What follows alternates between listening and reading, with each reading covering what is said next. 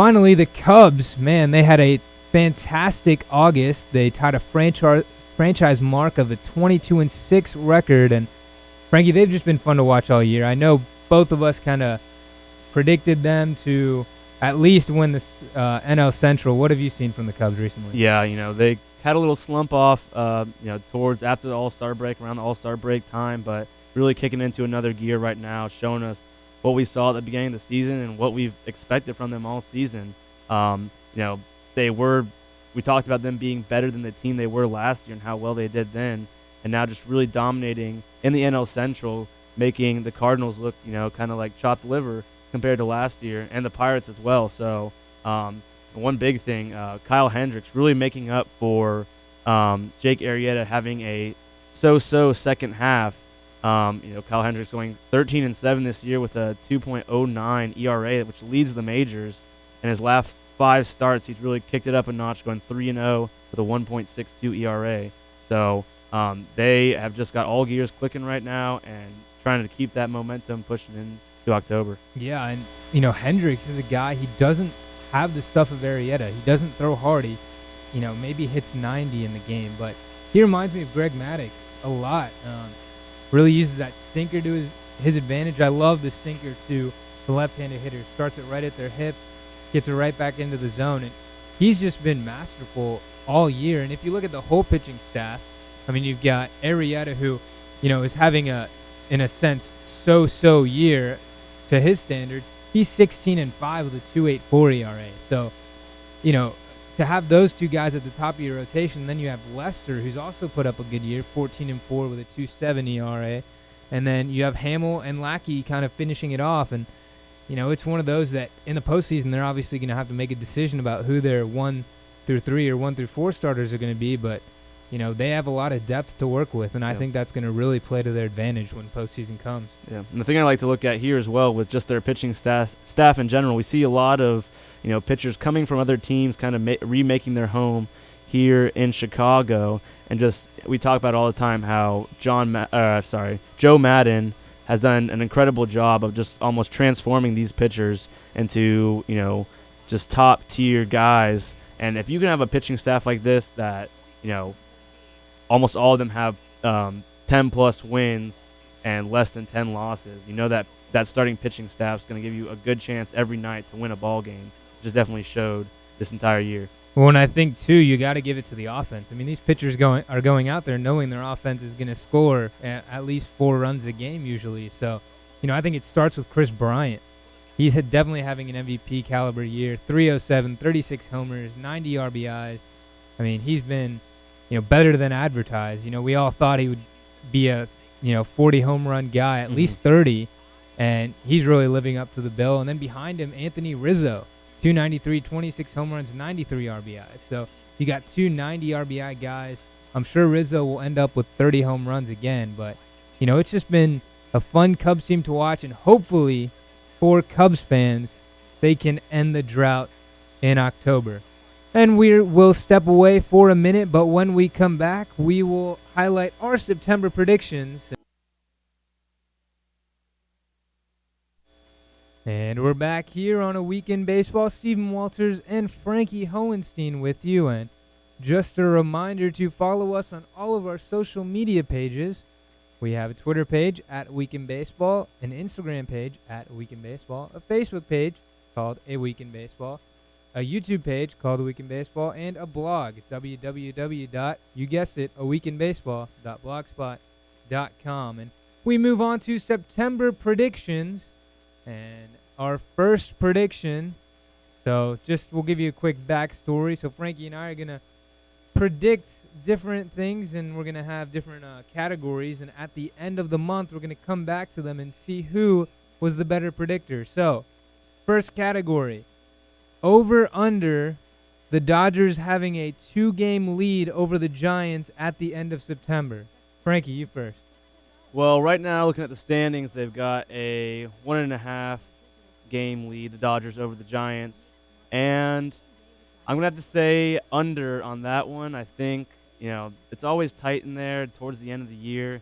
And like we always talked about, it is an even year. So, I think the Giants always win the wild card spot whenever this, kind of stuff. Whenever they've been winning the World Series, I feel like it's always a wild card spot that they end up going all the way with it. But I think it's going to be a close race all the way to the end. They got a lot of games to finish out the year that are gonna, really decide it. And I'm gonna say under on the Dodgers being 2 games over the Giants. I'm going to take the under as well, and I actually think the Dodgers are going to be leading the division at the end of September. Yes, bold statement right there. But, the Dodgers still might not have Clayton Kershaw back, and that's one thing that, I think that's a big advantage that the Dodgers have. Some of the Giants hitters are getting real hot. Joe Panic in his last 15 games has done well. Buster Posey's got a 333 average, 7 RBIs. Pence, 7 for 23. And Matt Moore, he's been a good addition for the Giants, getting him from the Rays. 14 innings over his last 2 starts, 6 hits, 1 earned run, 4 walks, and 14 strikeouts. Played around with that no-no the other night. Yeah. 3rd start with the Giants. Yeah, and it was against the Dodgers, too, are very left-handed heavy, and, that's why they went out and got him. So, we'll see how that goes. And now for our second one. Which team will have the largest division lead at the end of September outside of the Cubs? So the Cubs currently have the biggest division lead in baseball by 15 games. So, Frankie, which team for you will have the biggest division lead at the end of September? All right, this is a tough one for me. I've been kind of battling with NL East and NL West. So I'm going to give it to the Rangers. Rangers have the biggest lead besides the Cubs. I know the Astros have been playing pretty well recently, but I feel like the people they've adding Carlos Beltran and Jonathan Lucroy, and recently picking up someone else. Carlos Jeffers. Gomez. Yeah, Carlos Gomez really playing hot for them right now. I think they've picked up a couple of pieces that are really going to push them over the edge. Yeah. And they definitely are going to have a strong case for being that close to biggest lead over anybody else in their division. Yeah, I want to go with the Rangers, but I think I'm going to go with the Nationals. I know the Mets have gotten hot of late, 8-2 in their last 10 games. They have won 3 straight, but with guys like Scherzer and all the other guys with Strasburg in the rotation and just some of the hitters, Daniel Murphy. Hopefully they get Bryce going soon. I know he hasn't had the greatest year, but I just think the Mets are going to kind of tinker off. It's one of those they have the pitching there, but sometimes, whether it's injuries or just lack of offense, I think it'll be the Washington Nationals. And the next question, how many games, speaking of the Cubs, will it take for the Cubs to reach 100? So they have 30 games left in the season, Frankie. How many do you think that they will have to play to reach 100 wins? All right, if so they're gonna do it, yeah. 100 So wins. they're at 85 right now. So realistically, I'm gonna say 23. 23 more games take them to win 15. The way they've been playing, the way they've been pitching, hitting, it's just all coming together. And it seems like for every game they lose, they win 2 more. And if that's all they gotta do this, rest of the stretch to hit 100, I think that'll be a cakewalk for them. Oh yeah, I like that. I mean, they've been crushing of late, so definitely not a bad prediction. I'm gonna go bold. I'm gonna go 20 games. I think they'll go 15-5. Maybe they'll kind of stagger it off towards the end of the month because they can rest guys for the postseason. That'll be but a big part. We're gonna go with 20 games. I'm gonna be bold today, Frankie. I like it. All right. Now the next question.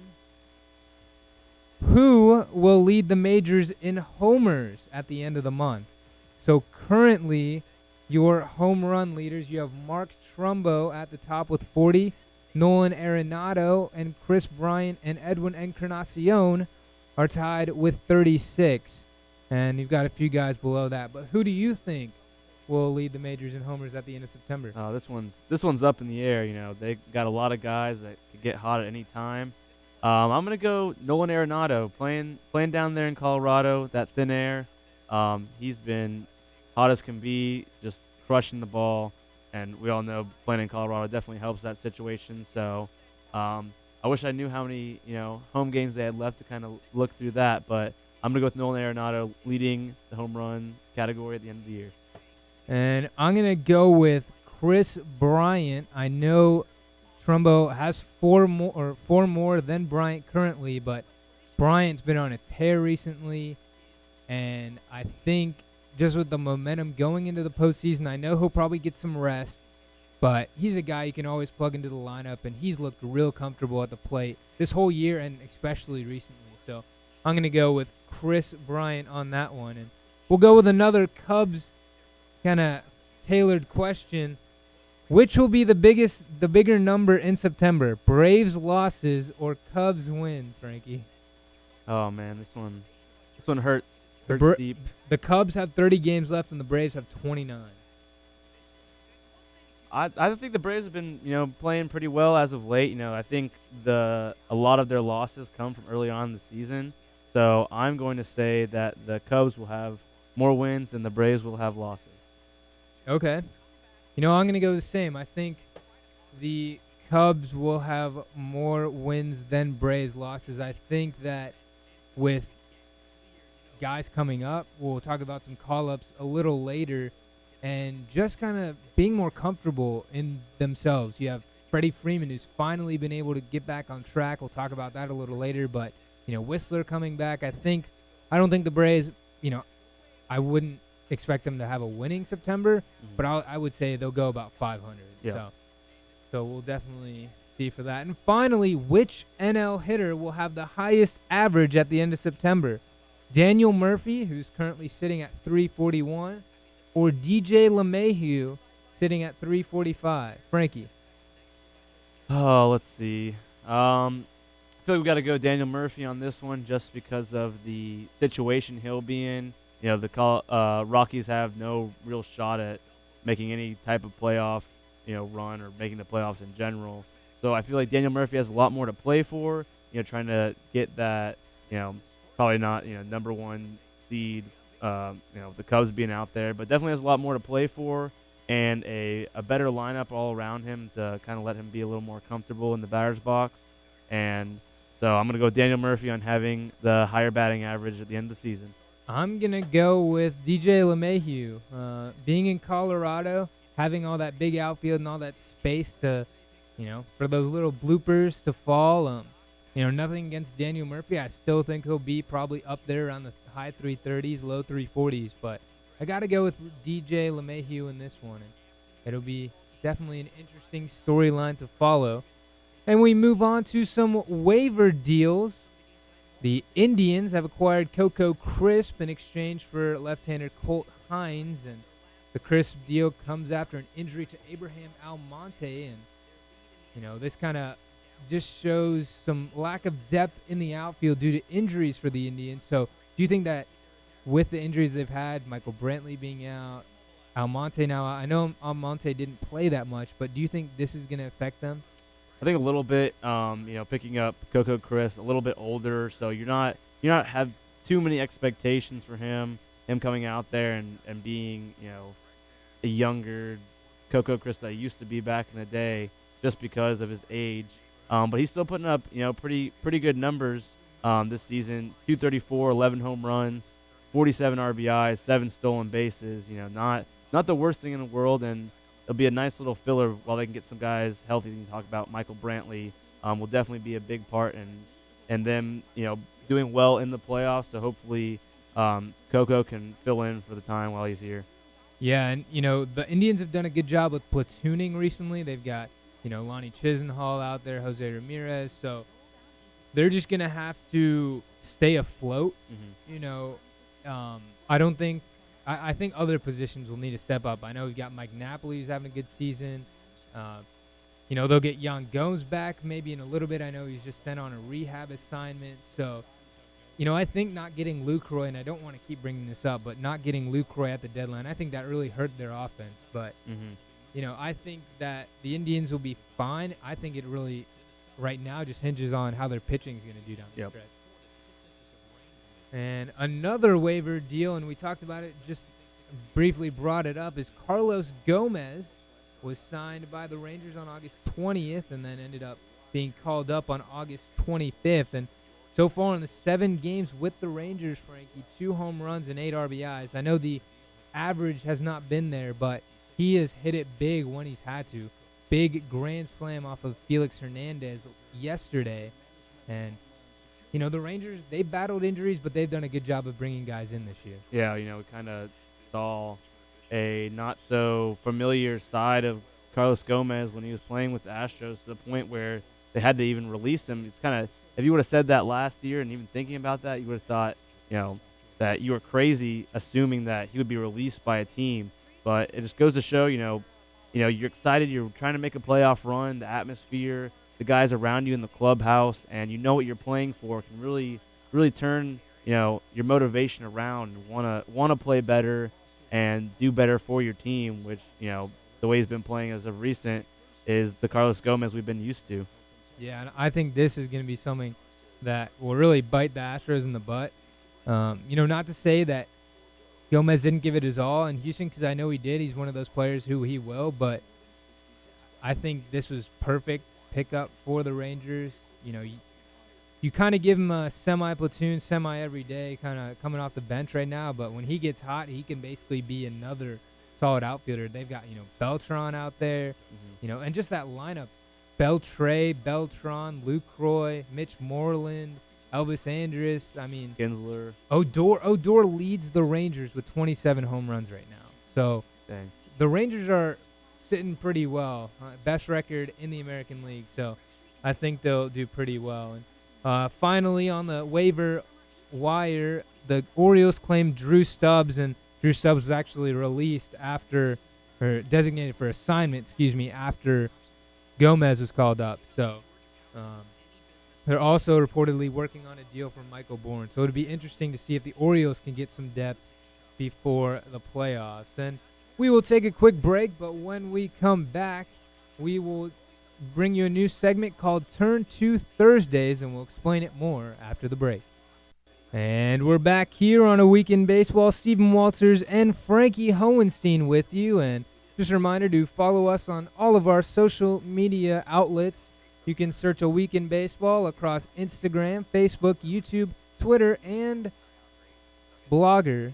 And you can subscribe to all of those. And we now go to another new segment called Turn 2 Thursdays. And Frankie and I will each select one player who we think will have a good month of September. So today I have the hitter and Frankie has the pitcher. So I'll start it off with my player to watch for in the month of September, and that is last year's AL MVP Josh Donaldson. And Blue Jays in a pennant race right now, and he's really been hot of late. 6 home runs in his last 7 games, and in total he's 11 for 26 and has 11 RBIs. So, he's also quietly put together a nice season, so I think he'll be a big piece for the Blue Jays down the stretch.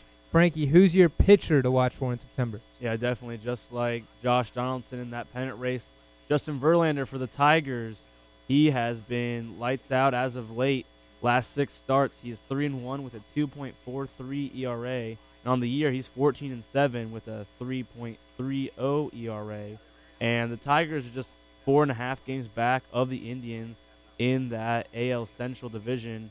And, Justin Verlander, as of recently, past couple of years, hasn't really been Justin Verlander that we've known, the Cy Young Award winner, flamethrower guy that we've grown up and had great success in the early, 2010, 2011 years. And the Tigers are close, like I talked about, 4.5 games back from Cleveland, and he's going to be a really big role in trying to catch them. Yeah, I'm glad he's gotten back on track, because it was kind of difficult to watch Verlander go out there and just get lit up. And it's one of those, as you get older, and we've seen pitchers like CC Sabathia, Roy Halladay, AJ Burnett. As they got older, they didn't have that wipeout stuff that they used to have, so they really had to learn how to pitch. And I think Verlander's finally learned how to pitch better. He's also stayed healthy this season, but the Tigers have a good team. I know they struggled at times this year, but they're really in a good position, and I think that with him, Anibal Sanchez. Hopefully they get Jordan Zimmerman back on track. I think it'll be good for them. And now we move on to Frankie's 5. And Frankie's 5, a segment where Frankie picks 5 different things for a certain period of time. So sometimes it'll be 5 hitters to watch for in the week. But this time it is the 5 series to look forward to down the stretch. So, Frankie, what's the first series you're looking forward to down the stretch? Well, you gotta love this time of year when we get down to that playoff baseball and the races get close. And the first one we're gonna start off with Cardinals and Pirates. We both know, we've been talking about it all show. The Cubs are gonna carry away with that NL Central spot, so they are both battling for some wild card spots, which both of them have the possibility of gaining one of those spots each. And, Pirates are looking to secure their wild card spot only 2.5 games out of that second slot, and the Cardinals are 4.5 games out of the first spot. So definitely something that we can look forward to. Always a great matchup in that NL Central division down the stretch. And that is the week of September 5th through 7th. And then second one we've got, we just talked about, Detroit and Cleveland. Got 3 games, 16th through 18th in Cleveland, and then the 26th to the 29th they'll be in Detroit. And like we talked about, only 4.5 games back of the Indians are the Tigers, and they're also 8-2 in their last 10 games. Last 10 games. Sorry, 26 wins, tied for the second most in baseball since the All-Star break. So we know that Detroit's making that push, and they're gonna have a lot to fight for. Now, Frankie, number 3. I know we talked about the Giants and the Dodgers. What are you looking forward to with them? It's classic, Dodgers-Giants baseball. It's going to be a great matchup. We just talked about, the over-under on how many games apart they're going to be. We've got 3 games through the 19th through 21st, and that's going to be in Los Angeles. Turn around, we've got 3 games September 30th through October 2nd at San Francisco, and that's the last series they'll play all year. So that's going to be a great matchup like we were talking about. It seems like it always comes down to the very end with these two teams. And, like we said, Giants a game and a half back of the Dodgers. So definitely one to look forward to. And finally, the really big one, also the final series for these teams, Boston in Toronto. And this is a very tight race right now. Boston is only 2 games back of the Blue Jays, like we talked about, with a stacked team, a lot of youth, a lot of talent on that team. Definitely going to be a really tight race once we get back there. And to be honest, that's probably going to be the most exciting one with the talent that these guys have, and almost creating a new rivalry, kind of putting the Yankees and Red Sox rivalry to bed these past couple of years. Now it's more of a Toronto-Boston rivalry across the border. So that's definitely going to be some exciting races to watch, and hopefully we can all tune into them. Yeah, definitely. I mean, I can't wait. It's one of those, there are divisions in baseball this year that are pretty much going to be decided. Like we said, the NL Central, possibly the AL West, most likely the NL East as well. But a lot of excitement, and I think this second wild card spot, I know we've talked about it for years, but that has really brought about some more excitement towards the end of the season. Because, back a few years ago with that just one wild card, it was, yeah, I'm not going to win my division because I've already, so many games up on my wild card, and I could just sit back and relax. So with all the emphasis on winning the division, I mean, there's some teams that they're really going to fight down the stretch, and it's going to be a ton of fun to watch. And we move on to our picks to click for today. My pick, Christian Yelich of the Marlins against Jacob deGrom of the Mets. Yelich, 9 for 24 with 2 doubles against deGrom in his career. And in the last 2 seasons, he is 7 for 14. And Frankie, who is your pick? I know it's a slim schedule today, but who's your pick? Yeah, we got Melky Cabrera batting against Irvin Santana in his career, 6 for 14 against Santana, which is 429 since 2012, and then 4 for 7 this year against him. So, like you're saying, kind of slim pickings for the day, but we'll take what we can work with.